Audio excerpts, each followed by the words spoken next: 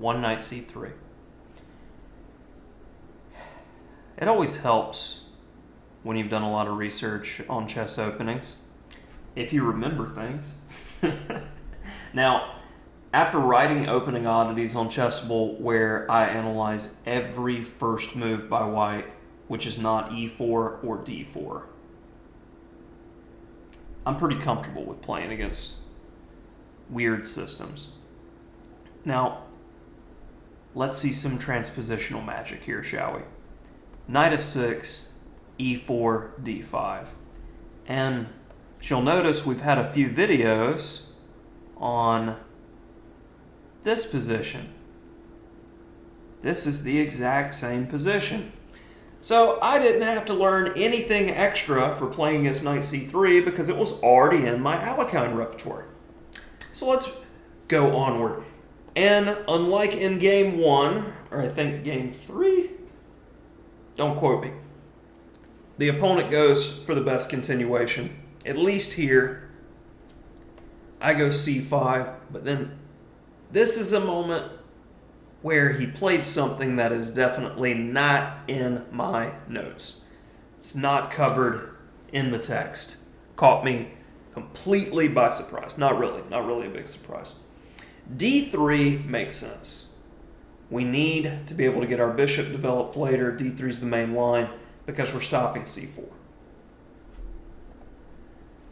My opponent, I think, had a knee-jerk reaction and played at a3.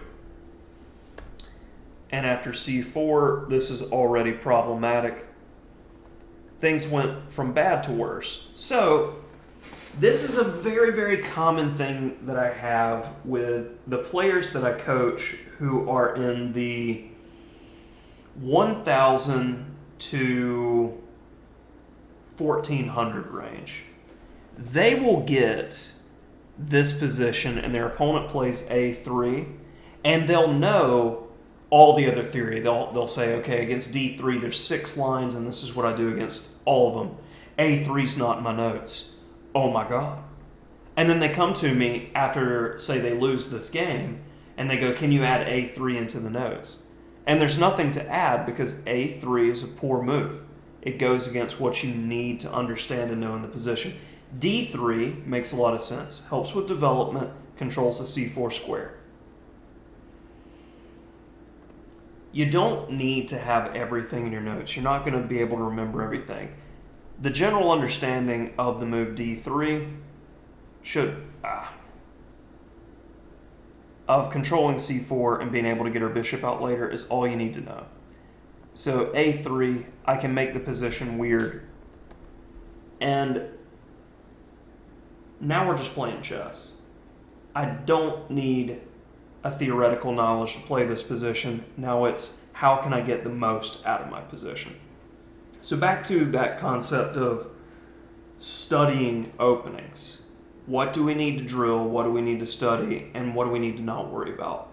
Moves like a3, you can't prepare for everything. It's a bad move.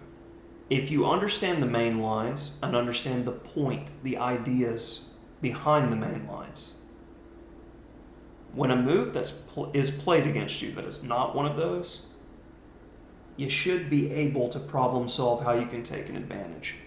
In this case, I can simply shut down the eye of the bishop. Bishop doesn't want to go home. He decided to trade it off. It's an open position, though. And now the knight on the edge of the board, it's definitely going to waste time later. So what I do when I get these types of positions, I have to think, I have to play. And let's see, 253. How long did I spend on this move? We'll see in just a moment. What would you do here with black and white? You have a lot of moves at your disposal here. What's most critical? All right, the move I played in the game, 253 to 248. So not too many seconds used there. It was queen d5.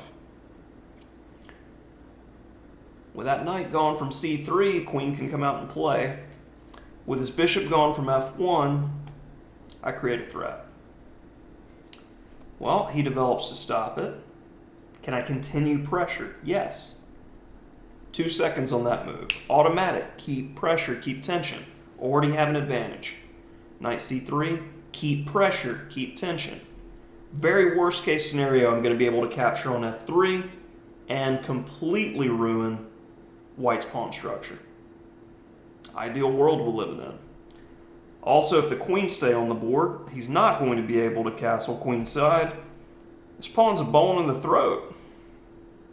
That's going to be problematic as well.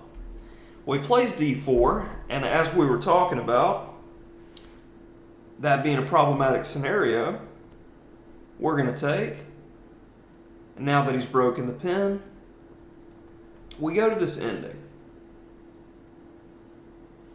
Next phase, you have an advantage. You're playing against the double pawns forever. So let's finish development. Knight c6. Very likely play something like knight d4, but if I played a move like e5 here, we have to worry about knight d5 or knight b5. Knight c6 leaves us flexible to deal with the knight jumps. There's not going to be a fork. I can move my rook. I can move my king. I also am throwing out the idea of knight d4, where we could hit c2 and f3. Flexible, effective. So after bishop f4, I see an opportunity to take some time. So I play e5, and I followed up with f6 just to solidify the structure. White castles. Well, when you're in a cramped position, don't mind doing some trading.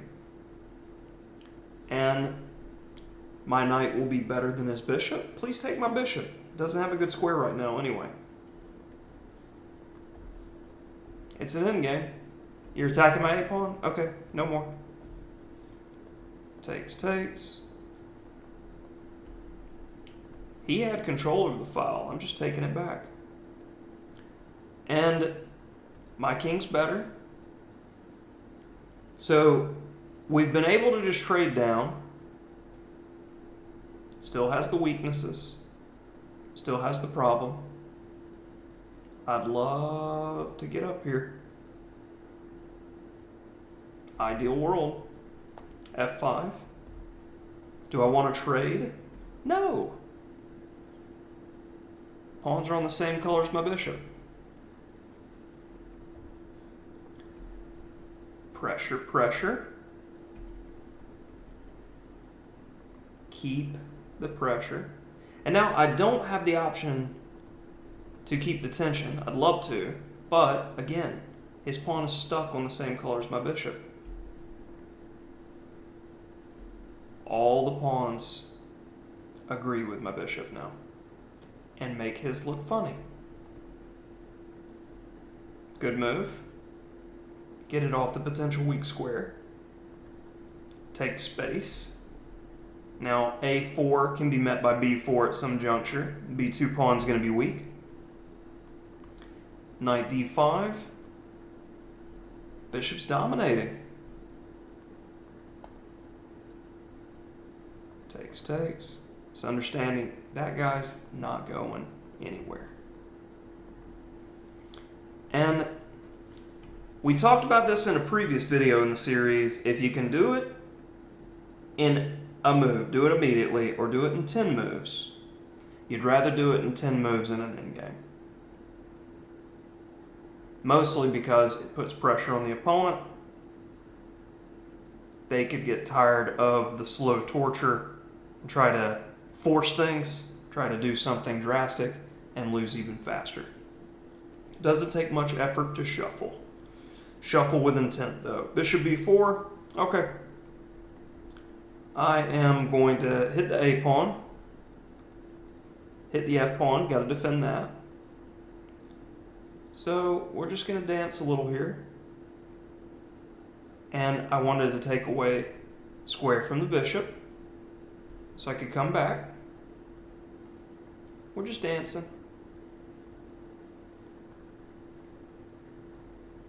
And we'll see it soon. My plan the entire time was I'm going to need to break at some point. But if I did that immediately, I wouldn't have been able to work the clock a bit, and I wouldn't have given my opponent the opportunity to do something drastic and make the game easier for me. So the dance of the bishop was to test the position a bit. And Engine will be like, these are nonsensical moves. But in a practical game, from a human perspective, I think it's good technique. Somebody else may disagree with me, somebody better, but we worked the clock, we got a little bit of an advantage there, and now I'm playing the plan. If you really wanted to work this to absolute efficiency, you do it for about 48 to 49 moves, and then finally play this plan. But I was satisfied. Takes. And as the king had moved, that made my life easier. So now he's got to go after the pawn. As the pawn's on a light square, it's controlling there. So when I move the bishop to c7, they work very well together in making a barrier from the king. That gives me time to go after the other pawn, and too far away to stop my pawn from queening. Very important not to allow the white king to get to the queening square. So we shut him down. And the pawn queens. My opponent started to play it out, but then decided I probably had the technique. Thank you for that. So overall, I feel it was a pretty clean game from start to finish, and sometimes you have to work in chess. From early understanding transpositions with knight c3 to when we finally take an edge. It's easy to lose a game like this if you don't take your time and focus on having good technique. Take it move by move, making plans and improving your position. So hopefully you enjoyed this one. And this is the first set of games. We're definitely going to have more.